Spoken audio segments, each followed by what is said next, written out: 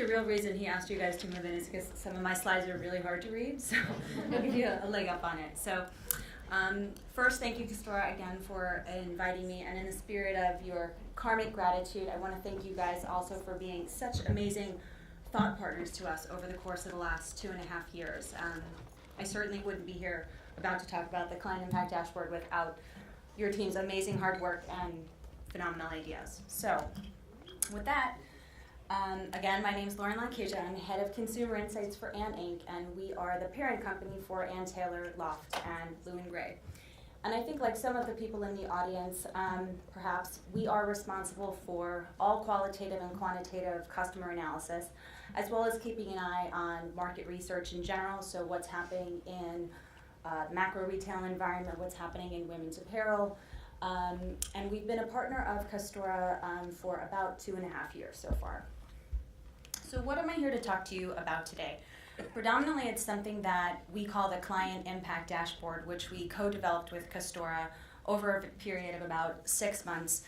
And I wanted to start, I think, with a background on Ann Inc., because to really understand the impact of the Client Impact Dashboard, I need to give you kind of a bit of a sense of where we were and why we needed something like the CID and why it was so game-changing for our executive team. And then I will do a little bit of show and tell about the CID, how it works, what it looks like, and how we utilize it, and most importantly, how effective it's been for our executives in terms of a never-before-seen level of precision in terms of what our real client health looks like and how effective our marketing programs are. All right, so as I said before, we are a network of 3 brands.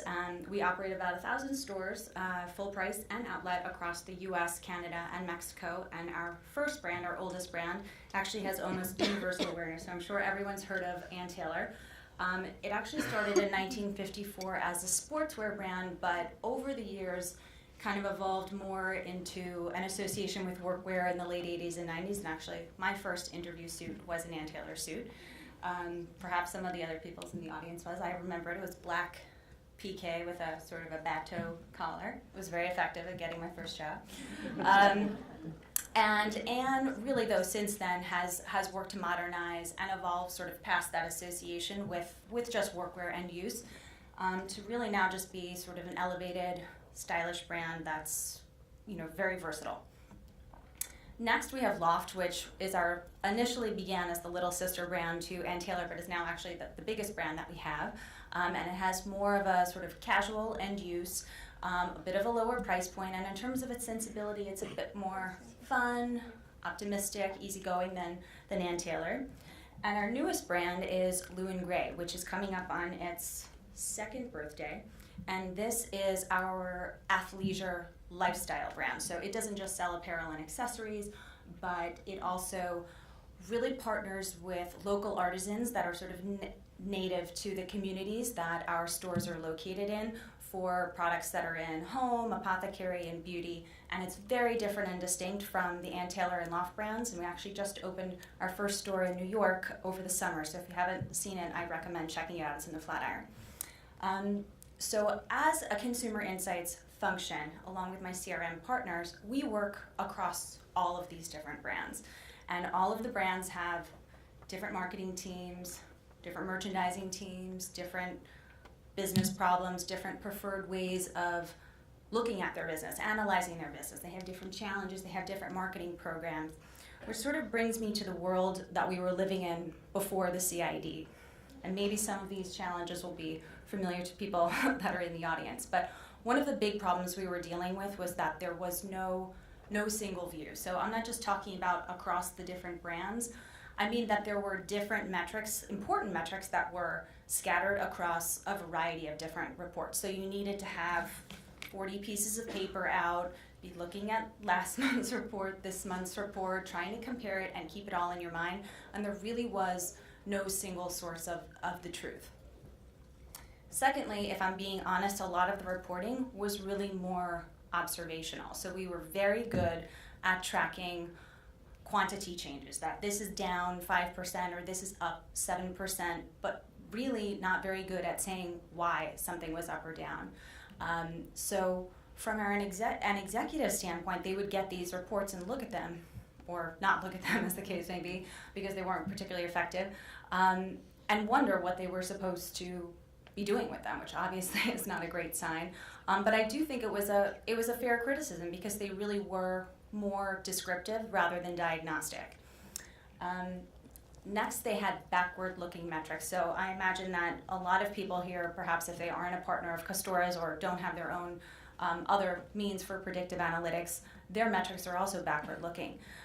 So these reports were telling you essentially what has happened already, without really a means of getting out in front of it, predicting it, and how to shape the future. So as a result of Castora, now we have a whole new language in terms of customer lifetime value. We've been hearing about that. We're big fans of something called predicted future profit, or PFP, which brings me to the last one, no unifying metric across all of the segments. So in the spirit of like all of these metrics floating across all of the different reports, there really was no common language to understand the impact that our marketing programs were having, no consistent means of evaluating ROI, no common metric that ultimately ruled them all across how important it is to acquire, retain, and cultivate high-value clients. And ultimately, we ideated for a long time with Castora, but landed on predicted future profit, or PFP, as that one metric really to rule them all. Because we think it's important in terms of not so much what have you done for me lately, but all things equal, any segment, what are you going to achieve in terms of bottom line profit for us over the course of the next year? All right, so enter the client impact dashboard. And before I show it to you guys, I just want to acknowledge a couple of people who are here in the audience who were super instrumental in this. Alana George on my team was was amazing during this process in terms of developing. She actually also named the client impact dashboard. Andrew Stevenson, who's now at Macy's, and also Dan Williams, who's the head of our CRM team, and the entire Castora team, but especially Jordan, wherever you are, you were phenomenal through this process. We iterated and iterated and iterated on this, and then ultimately launched it in, I think, March of 2015. So I promise there are some graphics coming up. It's not all text. So what were we trying to solve for? We're coming out of this world where we had 40 different reports telling us what already happened, and just no view into what we should ultimately be doing about it. So we wanted to answer 3 key questions, and we orchestrated the Client Impact Dashboard, which is a monthly static business analytics tool.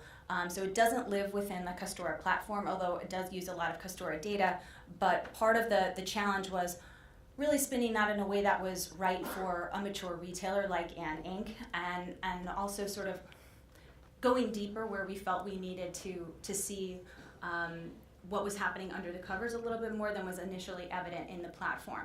So we came up with a few different sections of the CID, and these roughly translate to the 3 key questions. So we have a section for client health KPIs, we have some segment highlights, and then we have a marketing effectiveness section. So the first one about the client KPIs, that's about the true health of the customer base. And the reason I say true health is, as I said before, we're not just tracking quantity changes anymore, because as you guys all know, not all clients are created equally. So we love them all, but some are undeniably, more valuable than others. So we use something called client equity, which is a combined metric of quantity changes with this concept of quality, or what we think they are going to drive for us in bottom line gross margin dollars over the course of the next year. And that combined metric is called client equity. So I'm not sure if you guys are using this in the audience, but for those that aren't, basically the way that it works is, let's say if you had last year 100 clients and they were each worth $100, you made $10,000. And if this year you're predicted to have 90 clients, instead of just reporting that your client quantity is down 10%. If you look at what those clients are predicted to be worth, if let's say they're worth now $120 instead of $100, you ultimately realize a net positive of $800. So that's real, what I would call real true client health. That is really telling our executive team, do I need to worry about client acquisition challenges that we're facing? Are we successfully offsetting it by enough of an improvement in quality so that you really, in the spirit of separating the noise from the signal there, you really get to see what is the net effect on the client base? Next, what segments should we take action on? So, as I said before, we were not very good at understanding or telling people what they needed to do as a result of the trends that we were highlighting. So with the client impact dashboard, we made sure that it would be a true diagnostic tool, and you could see segment by segment what ultimately drove that business performance. So is it an issue with new or existing clients? Is it an issue with a particular product category? Is it an issue with a particular purchase channel, your stores or your online business, or a particular tier of clients? We use the Castora Platinum, Silver, Bronze, those tiers to say, is this an issue with our VIP clients getting less valuable? And really you can get incredibly surgical to understand, is this a number problem, a body count problem, or is this a value problem? And specifically with which segment you need to focus on. And then lastly, what marketing initiatives are moving the needle? So we integrated into our client impact dashboard marketing data from our affiliates, our branded paid search, our non-branded paid search, and our email win-back campaign to really understand which marketing programs were acquiring and retaining the highest value clients. And we also put a very consistent language for evaluating the ROI of these very clearly across it. So for our executives, they could see how well this particular program is performing from a value perspective, and also how much it costs and if it's making its money back. All right, so here is the CID. As I said, it is a little bit of an eye chart, but even if you could read it, it's dummy data anyways, at the strong urging of my legal and corporate communications teams. So I want to really just focus on two key areas of the CID. The first is the top left, and this is what we just started talking about with Eloquy before, about financial forecasting. I think this is potentially very exciting. So what Castora does for us, I should say, is at the start of every season, retail season, so a 6-month cycle, Castora tells us how many gross margin dollars they think all of the clients on file for us, as well as all of the clients we are predicted to acquire, as well as all the clients we are predicted to lose, are going to be worth to us in the next 6 months. And then we use the CID, which comes out once a month, to track how many dollars toward that we have ultimately realized. And we benchmark it against two things. One, where does Castora think we should be based on the rate, or the velocity at which we realized those dollars last year? And then, most interestingly, where would finance like us to be? So, as we all know, finance is obviously releasing numbers, quarterly guidance, comp, same-store sales, making big inventory calls, and a lot of that is done predominantly off of historical sales data.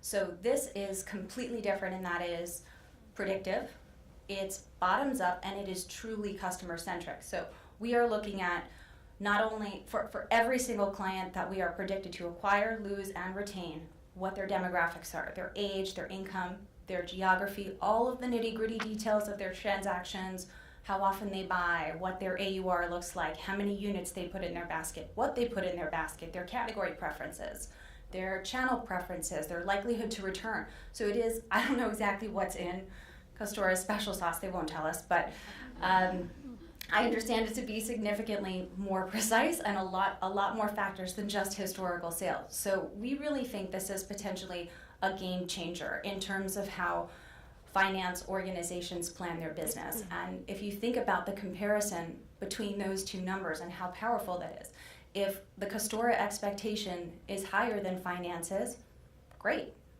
It's a low risk season, spend some more money or save it, whatever you want to do with it. But if the Castora expectation is below what finance would like us to accomplish, now we're having a serious conversation about what do we feel good enough about the programs that we're about to launch over the next 6 months to help us close that gap? Do we have an amazing new marketing campaign? Are we entering a new category? Are we dropping some new functionality on our website or new omni-channel capabilities? You can really get surgical in terms of, we have a $30 million gap, we have a $5 million gap. How far apart are these two numbers? And really bring both parties to the table to have a serious, informed conversation about what we think the season's going to look like. Next is this box, the total predicted active client equity box. So this is that idea of true client health. So in addition, you can see the light gray box on the left, that's our quantity change. Then the darker gray box on the right, that's our change in PFP, or predicted future profit, that's our value. And then the plot point itself is the client equity. So this isn't obviously a great chart. You would not be happy if this was your business specifically. But this is the first place that we start looking when we're trying to diagnose or triangulate where the problem is. So if in the top left we are tracking consistently ahead, in line, or behind where Castora would like us to be, we start to look here to understand why are we deviating. So is it a quantity issue? As I said before, is it like a body count thing that we have more or less clients than we expected to have? Or is it an engagement problem that we're not getting as much or getting more out of our clients than we anticipated? So this is really effective in terms of really pulling it all together, and we look at this for new clients, existing clients, and I'll show you on some subsequent slides what it looks like at the individual segment level, so you can get really precise about what you need to do to make changes. All right, so this is our gross margin dollar tracker.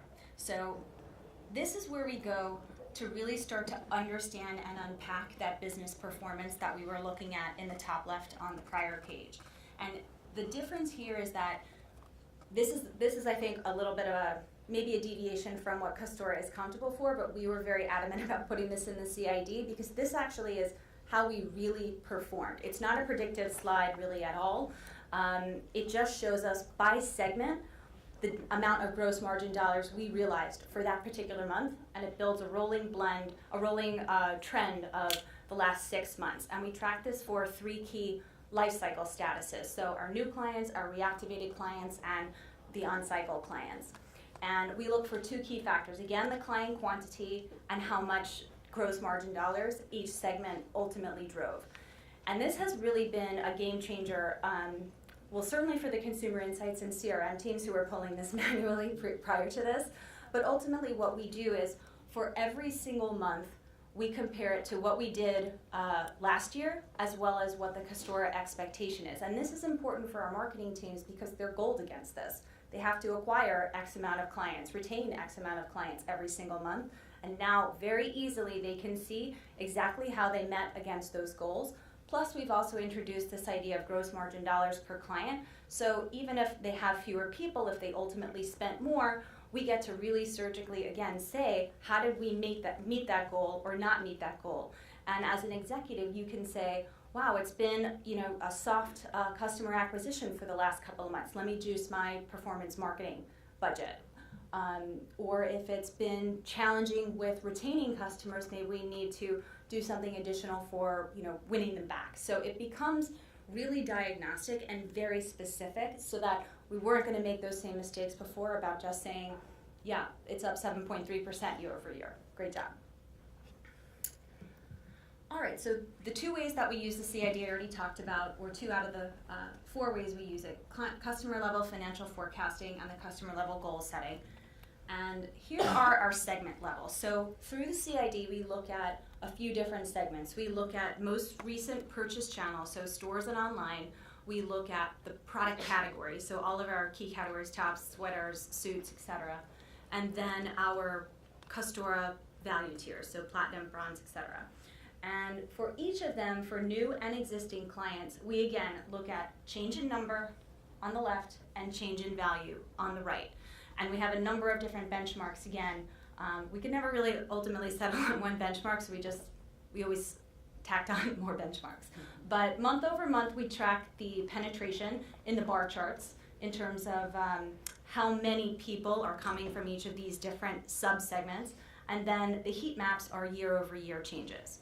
And then on the right, we have our CLV and our PFP as line charts, month over, a rolling trend for the last 6 months. And then again, the year over year is heat mapped. So it's very easy. It's color coded. You can see, wow, my woven tops we're gaining a lot of clients in woven tops, or we are losing a lot of value out of our sweater business. So This is helpful for the merchandising teams, for the marketing teams. We really get a lot of traction out of this. And again, it's just a level of visibility that we just never had previously, all housed in one place.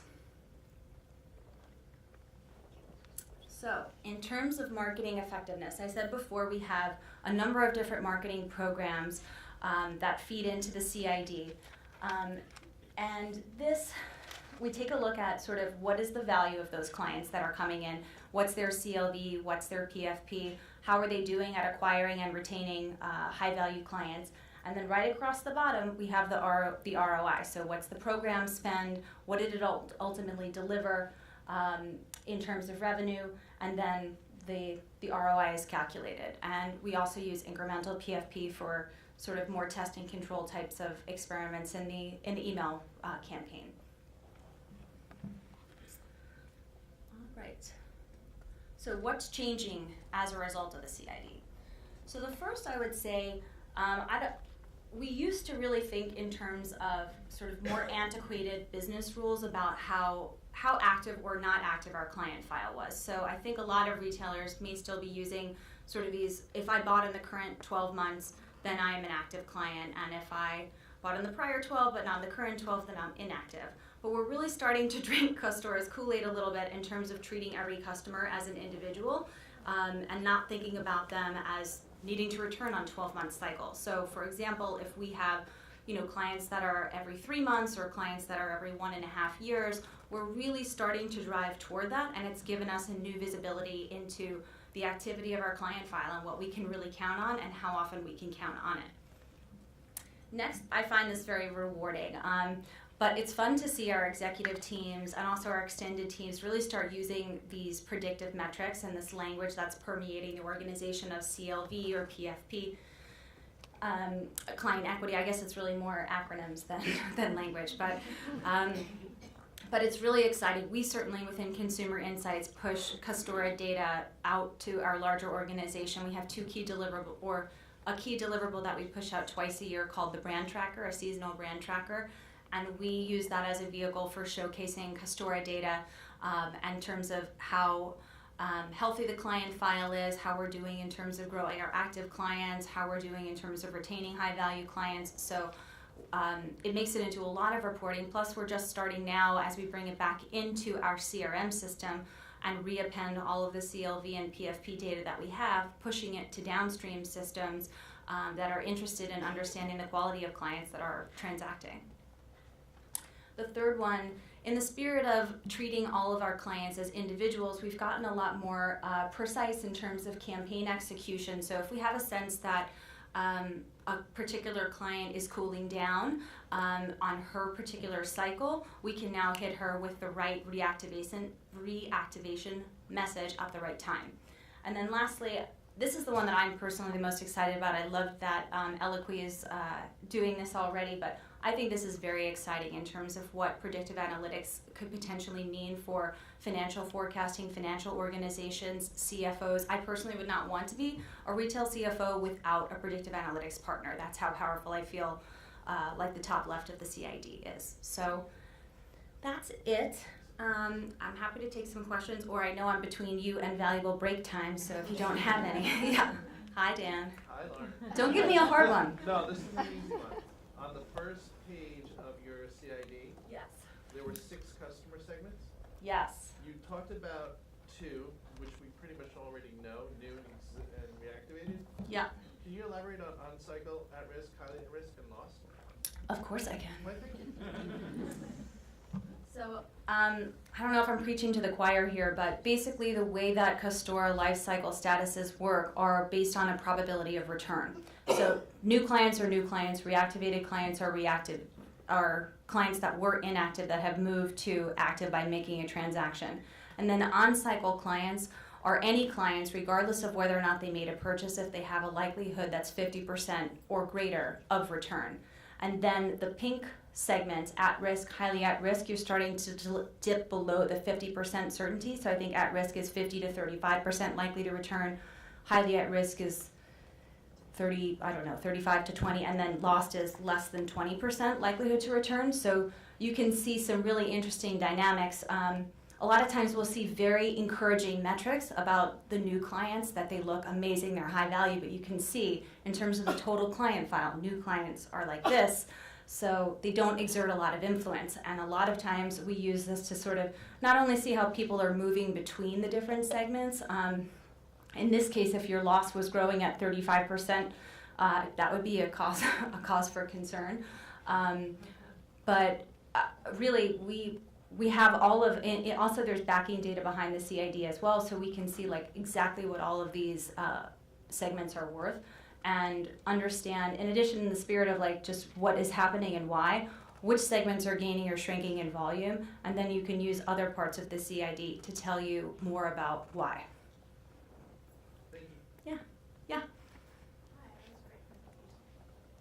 What are the attributes that make up whether or not a customer is 50% likely to come back or not? And are they custom to every company? And how do you either throw out that variable or maintain that variable?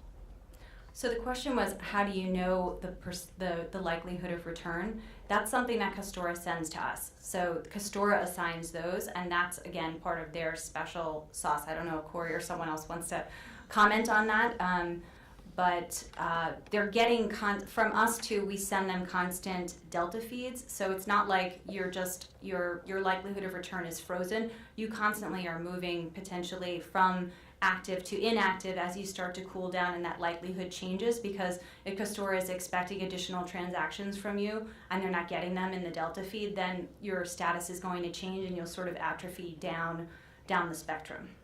I don't know if that answers your question, because I'm not sure I know exactly how it works, because you don't tell us. Yeah. Given that you guys have a pretty big store, like brick and mortar network, how do you use this data to kind of influence the digital space versus the brick and mortar space?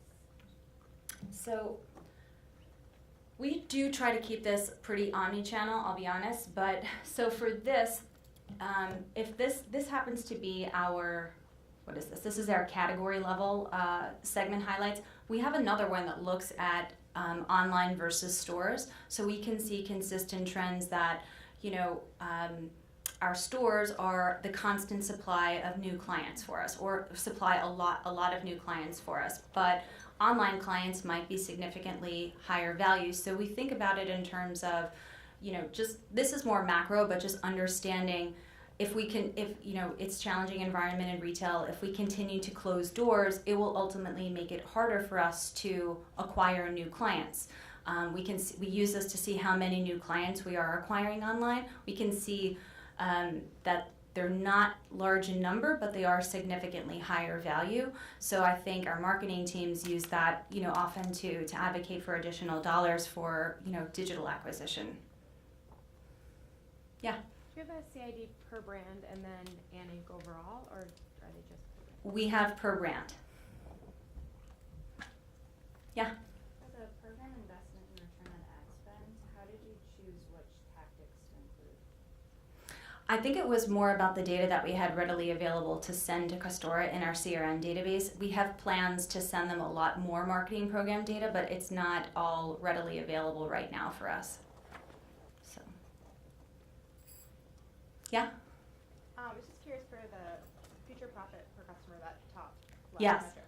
How accurate was that when you started using it, and was there anything you had to do to improve the accuracy, like make any changes or? So we, at the end of our first year of doing the CID, we did do that true up. And we did see a bit of a delta. For us, Castora's CLV metrics were about 10% off.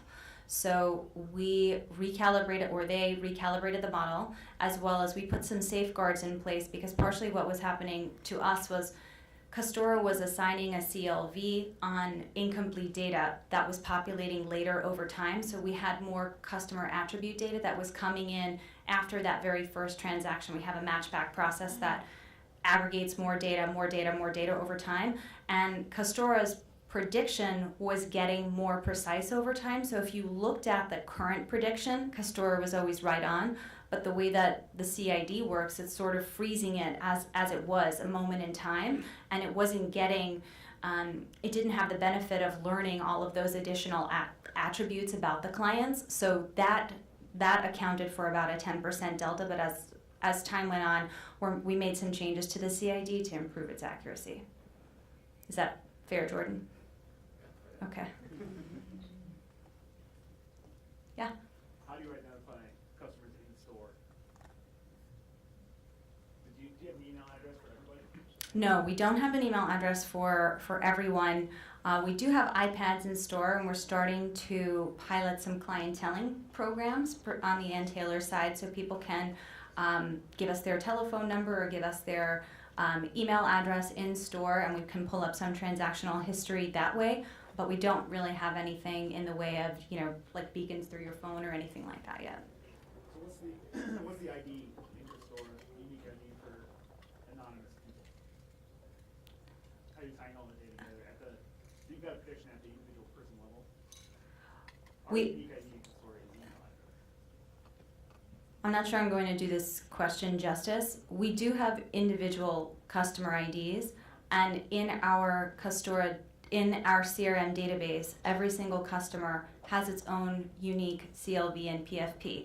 This is actually using a lot of cohort data. It's not using individual data, I think, to assign CLVs. That was part of one of the issues with the disconnect between the 10% and why it ultimately realized at 10% below that. It had to do with thinking about CLV not at an individual level, but more at a cohort level, and sharing some of the data across those. I'm not sure I know how to answer that any better than that. Maybe, I don't know, Jordan or Crystal. Yeah. You want me to answer? Yes. Okay. So in regards to our POS, our store transactions, we do 3 processes to identify clients. So when you swipe your credit card, that credit card swipe gives us the first name, last name. We hash the credit card, or now into tokenization. We take that information. We have Epsilon is our database provider. They go through their agility process to identify the customers. If they can't find it there, that data is then sent out to Experian, and we do what is called a name zip append process with that information. We also sometimes get zip code or email address in that transaction. That allows us to match on those levels. And then there's a third process called trade area append.